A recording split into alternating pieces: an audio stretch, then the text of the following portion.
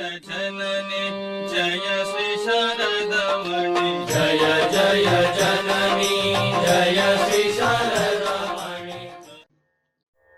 আজকের ঘটনাটি এমন একজন ভদ্রমহিলা পাঠিয়েছেন, তার ঘটনাটি আমরা যদি প্রকাশ না করি তাহলে তার উপর খুব অবিচার করা হবে।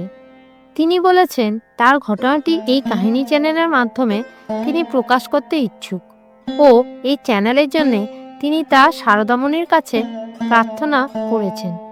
তিনি তার জীবনে কি কি ঘটেছে তা পূর্ণ বৃত্তান্ত দিয়ে আমাদের দীর্ঘ একটি কাহিনী লিখে পাঠিয়েছেন। তো ওই ভদ্রমহিলার জীবনে সম্পূর্ণ কাহিনী তার কথা মতো তুলে ধরলে আমাদের অনেক সময় চলে যাবে ভিডিওতে, তাই আমরা সেই কাহিনীটাকে একটু ছোট করে আপনাদের সামনে তুলে ধরব ও কুসুমের কাছে এই কাহিনী চ্যানেলে কৃতজ্ঞ। ভদ্রমহিলার নাম কুসুম। হ্যাঁ, শুধুই কুসুম, কোনো টাইটেল নেই, যদিও তার দেওয়া একটি টাইটেল আছে যা হলো মাইতি। আসলে মাইতি তার আসল টাইটেল নয়। তার আসল টাইটেল কি তা প্রকাশ করতে চান না। কেন চান না বা তার সঙ্গে কি ঘটেছিল সেই ইতিবৃত্ত জানার জন্যেই আমরা আজ তার ঘটনাটি আপনাদের সামনে তুলে ধরব। অবশ্যই এই ঘটনার সাথে মা শারদার কৃপা জড়িয়ে আছে।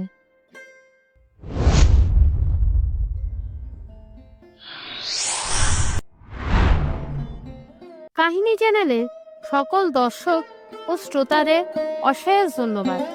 আপনাদের সহযোগিতা না পেলে আমরা এই চ্যানেলকে এগিয়ে নিয়ে যেতে পারতাম না। আমরা বর্তমানে প্রত্যেকটি কাহিনীকে ভিজুয়ালাইজ করার চেষ্টা করছি।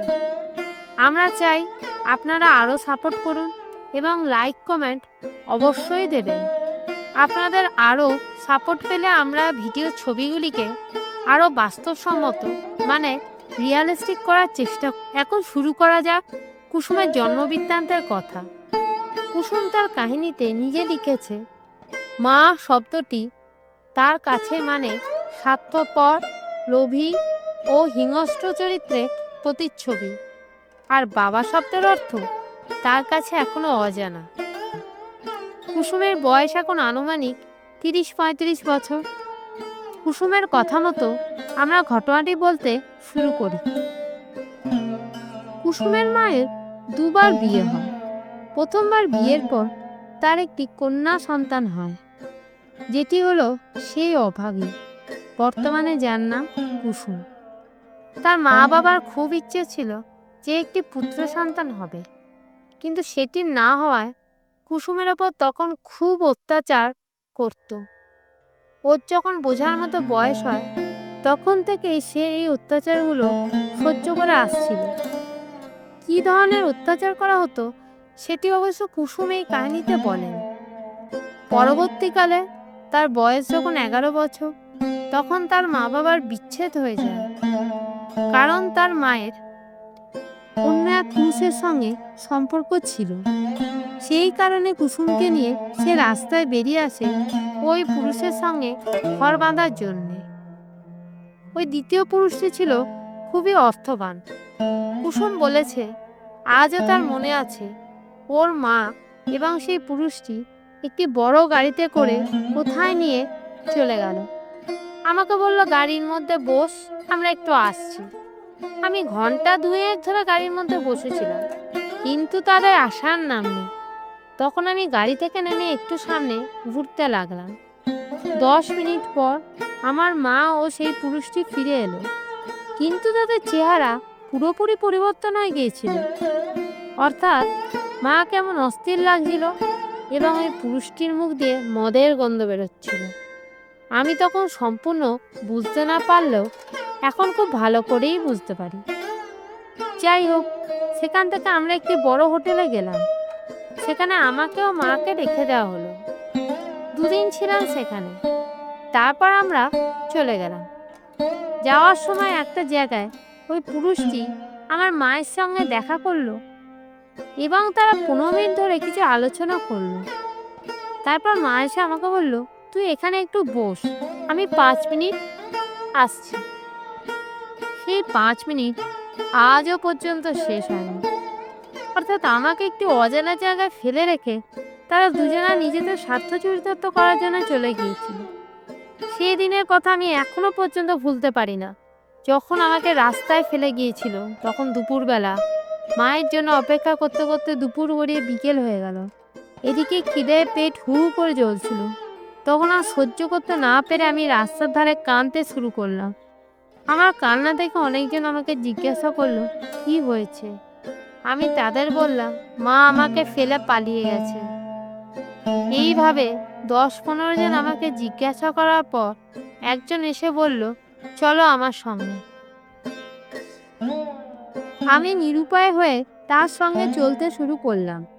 সে আমাকে একটি দোকানে নিয়ে গিয়ে খাওয়ালো।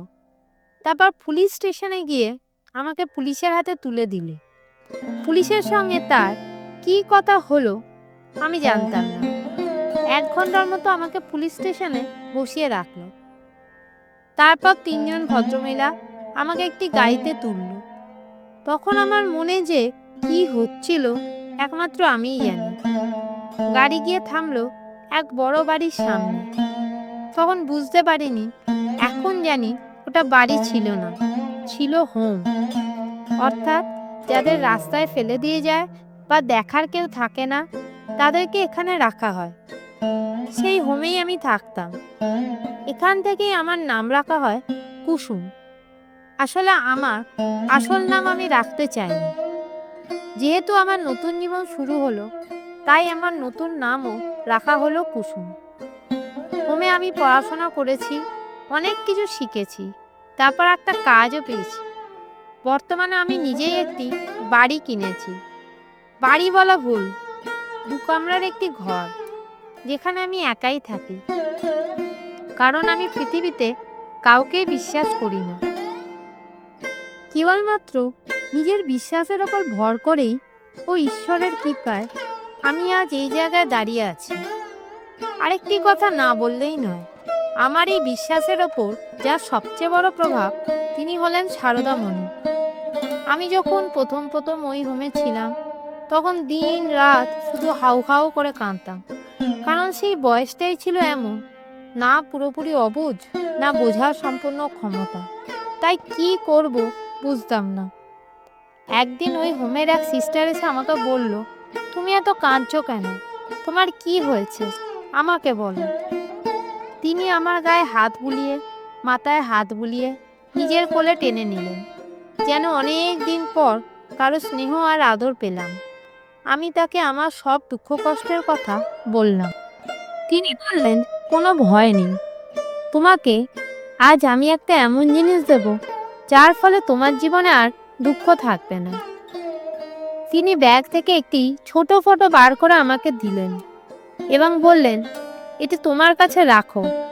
তোমার যা কিছু মনোকষ্ট এই ছবিটিকে বলবে, দেখবে ম্যাজিক কি জিনিস। আমি ছবিটার দিকে তাকিয়ে দেখলাম এবং বললাম, এটা তো মা সারদা, তাই না? সিস্টারটি আমার মুখের দিকে তাকিয়ে বললেন, হ্যাঁ ঠিকই বলেছ, এই হলো এখন থেকে তোমার সব কিছু। এই বলে তিনি আমার মাথায় হাত বুলিয়ে চলে গেলেন। সিস্টারের মুখে ম্যাজিক কথাটা আমার মনে খুব গেঁথে গেল।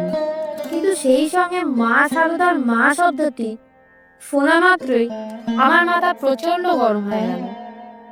আমি রেগে ছবিটিকে ছুঁড়ে ফেলে দিলাম।